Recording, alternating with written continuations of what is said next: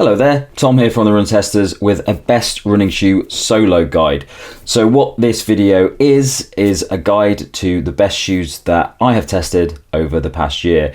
In the next week we'll be publishing our awards. So what happens in the awards is that we go through everything that we've tested over the past year, all of the shoes, some watches, some headphones, and we vote on what we think should be the winner of every single category, like cushion shoes or rounder shoes, race shoes, things like that.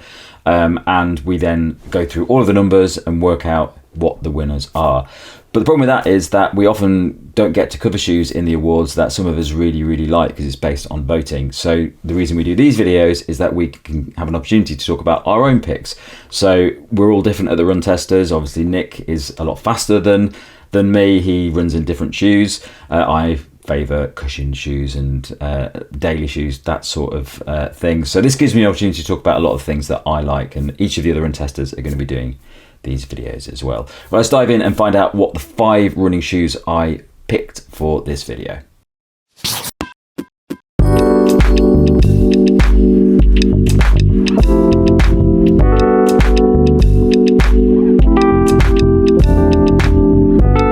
Okay, so it will come as no surprise to you if you're a fan of the channel that one of the shoes that I've picked is the New Balance More V5. Now, my running shoes do tend to skew a little bit more towards those easier runs, daily runs, because that's the bulk of what I do.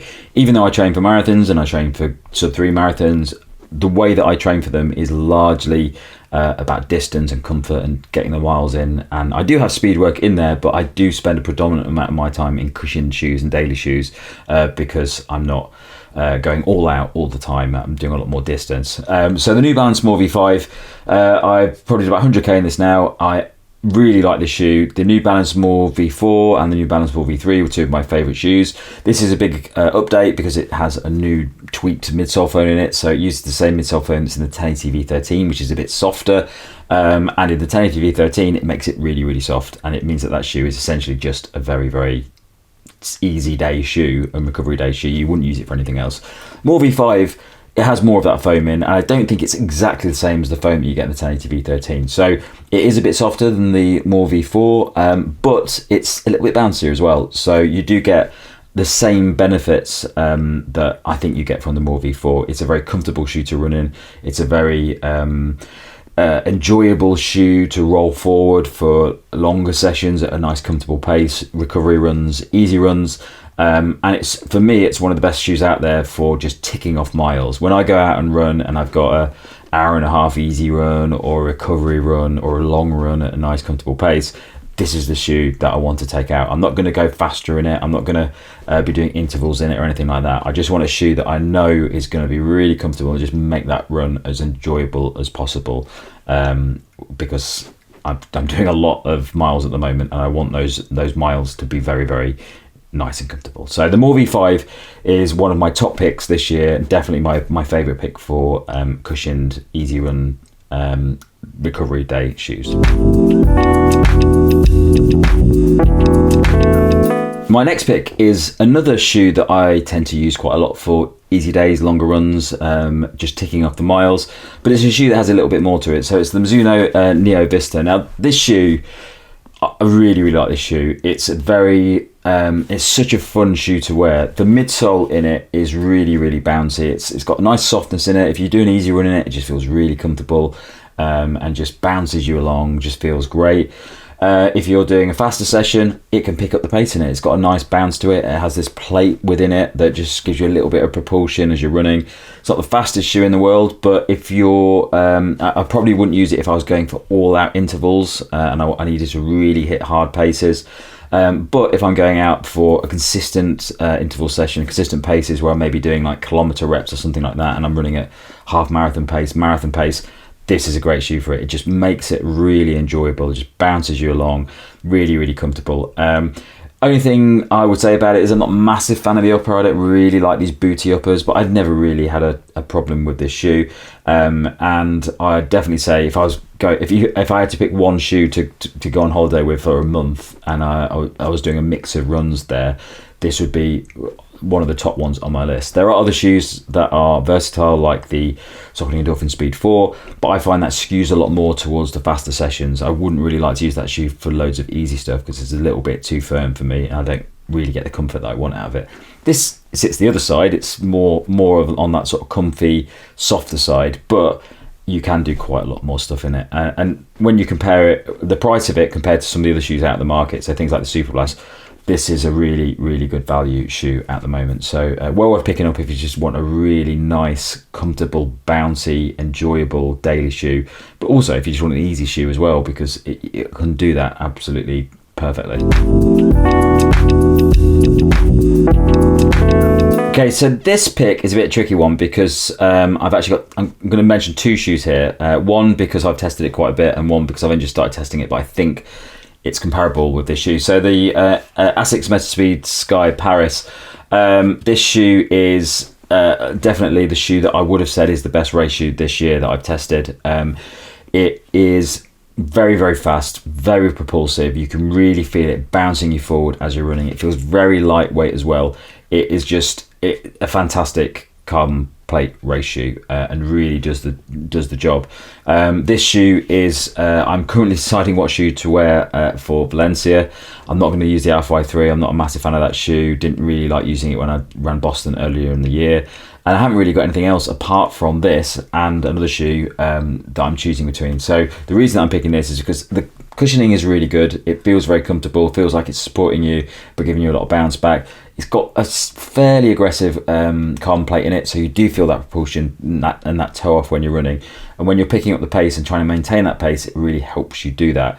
Only downside to the shoe is it's a little bit of a thin shoe, which makes it a tiny bit unstable if you're landing on uneven surfaces.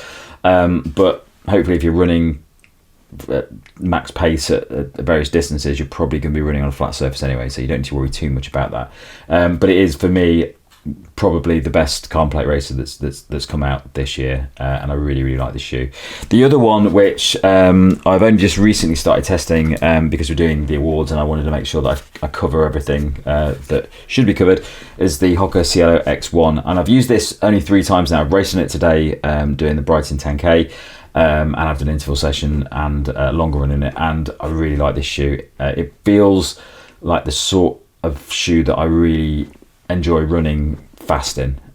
It's a little bit aggressive. I'd say it's more aggressive than the Asics Metaspeed Sky Paris.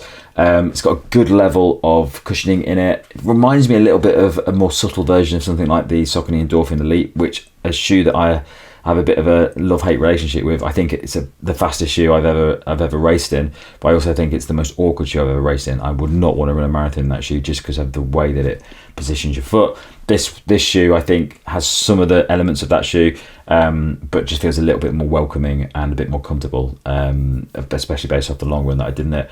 So the Cielo X1 is my second pick for this area, but I don't want to give it the win because I don't think I've tested it enough to justify it yet. But maybe if I use it for Valencia, then I'll see if it really does compare with the Metaspeed Sky Paris.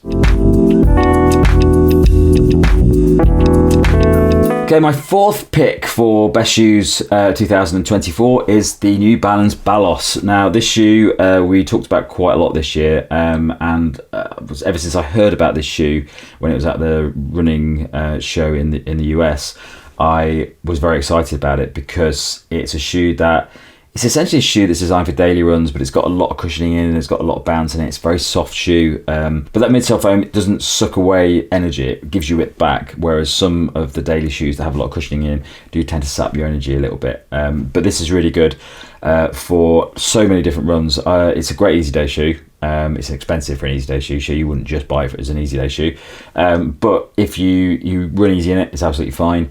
The main reason I use this shoe tends to be more for longer efforts as part of my marathon training block, where I need to maintain a pace, maybe my marathon pace, maybe slightly slower than my marathon pace, which would be like 4-minute 20 kilometers. For an extended period of time, and I want to do it in comfort, and I want to do it and protect my legs, but I'm not going all out. So I wouldn't use this shoe for interval sessions. I'd use it for consistent sessions where I'm just going out and I'm running fairly taxing rate for a consistent period of time, and it's a bit of a niche shoe for that. When I'm outside of marathon season, I'm probably not going to use this shoe as much, just because I'd more likely to use the More V5 as an easy day shoe, and I'm more likely to use other shoes as interval shoes. But for that specific purpose, where you're just running for a long distance and you want something that really makes that easy to maintain, it's a really enjoyable, comfy shoe, and has a lot of feelings to it, like the More V5. It has a similar vibe to the midsole foam and the softness and the comfort, but it's just got more to it. You can definitely pick up the pace in this shoe and maintain it well. Okay, so my final pick for 2024, it will come as no surprise to anyone, which is why I've left it till the end of this, is the Superblast 2. Mike has still got my Superblast 2, and I really need to get it off him because I'm desperate to go out running in it again. Superblast 2 is a really nice progression of the Superblast. I know that it's a very hard shoe to get. There's probably going to be comments on this video about how it's almost impossible to get hold of that shoe. Hopefully at some point they will have more of the Superblast 2 available, but it is a fantastic shoe. So it's a nice development of the Superblast. Superblast was a fantastic shoe. It was the sort of shoe, a bit like the Balos, where it really excels at maintaining a really taxing pace for a long period. It's the sort of shoe that I use for marathon efforts, where I'm going out and maybe I'm doing 28k as part of my long runs. I need to do some of that or all of that at my marathon pace, and I need something that's going to consistently allow me to do that, but without being too aggressive, without slowing me down, anything like that. Just lets me do that pace.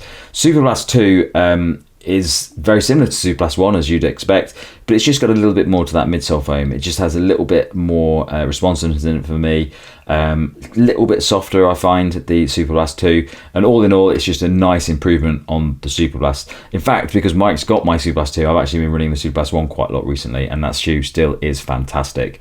But Superblast 2 is just a nice upgrade to the original Superblast. Fantastic shoe, definitely one that is very expensive. So if you're buying the Superblast 2 and you're using it for easy runs, it's probably not worth doing that. You can do it in there, but it's a lot of money to spend on a shoe that is really designed, much like the Balos, for those long training runs where you just want a consistent, comfortable pace, and you want a shoe that's going to allow you to pick up that pace nicely and just maintain it for a nice long period of time. Again, I probably wouldn't use the Superblast 2 for racing. It hasn't really got the propulsion, it hasn't really got the bounce that I want from a race shoe. I could do it, I could race in the Superblast 2, but I just don't think it has the benefits that I want from a race shoe. But it's really good for that sort of 85%, 95% training, where you're just getting to the point where you're almost at race pace, but you just need to maintain it for a good period. So that's my 5 top picks for the best running shoes of 2024. Thanks a lot for watching. Each of the other run testers will be doing their own versions, which may be very similar or maybe very different from my one. And we'll also have our full awards, where you'll find out how all of our choices have gone in to make the final picks for our 2024 winners. Right, thanks a lot for watching. Catch you next time.